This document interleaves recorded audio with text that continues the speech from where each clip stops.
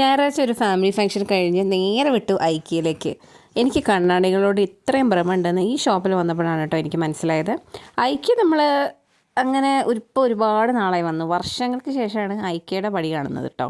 ഐക്യ തുടങ്ങിയ സമയത്ത് നമ്മുടെ ഇന്ത്യയിൽ തന്നെ ആദ്യമായിട്ട് സ്റ്റാർട്ട് ചെയ്യുന്ന ഇതുപോലത്തെ ഒരു ഷോപ്പ് ആയതുകൊണ്ട് ഭയങ്കര ഫാസിനേഷനായിരുന്നു. അപ്പം ഐക്യയിൽ ഇപ്പോൾ കയറി ചെല്ലുന്നിടത്ത് തന്നെ നല്ല ക്രിസ്മസ് ഡെക്കറേഷനൊക്കെ വെച്ചിട്ടുണ്ടായിരുന്നു. അവിടെ നിന്ന് 2 ഫോട്ടോയൊക്കെ എടുത്ത് നമ്മളങ്ങ് ആരംഭിച്ചു നമ്മുടെ കലാപരിപാടി. പിന്നെ കുട്ടികൾക്ക് നല്ല പ്ലേസൊക്കെ കളിക്കാനുള്ള സ്ഥലങ്ങളൊക്കെ ഉള്ളതുകൊണ്ട് എന്താ പറയുക, സ്പേസ് അതൊക്കെ ഉള്ളത് കൊണ്ട് അവിടെ നമ്മുടെ മീനാക്ഷിനെ അവിടെ ആക്കിയിട്ടാണ് നമ്മൾ നമ്മുടെ ഷോപ്പിംഗ് അല്ല വിൻഡോ ഷോപ്പിംഗ് ചെയ്തത്.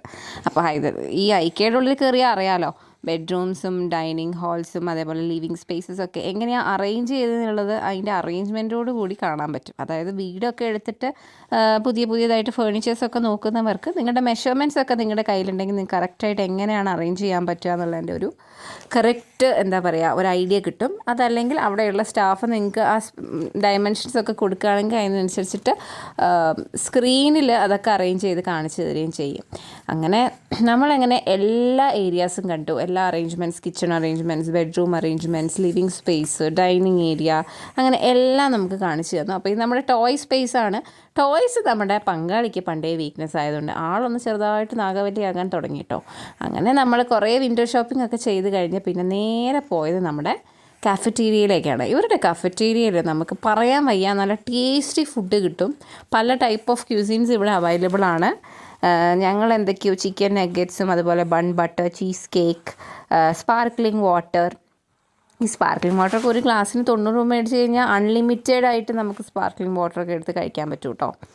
അപ്പം അങ്ങനെയൊക്കെ കഴിച്ച് ഐക്യയിലെ ഫുഡ് പറയാൻ പറ്റില്ല. ഇവരുടെ ഫർണിച്ചർ ബിസിനസ്സിനെക്കാളും ഇവർക്ക് ഏറ്റവും കൂടുതൽ ഓടുന്നത് ഇവരുടെ ഫുഡാണ് കേട്ടോ. അതിൻ്റെ അകത്താണ് ഇവരുടെ മെയിൻ പ്രോഫിറ്റ് എന്നാണ് എനിക്ക് തോന്നുന്നത്.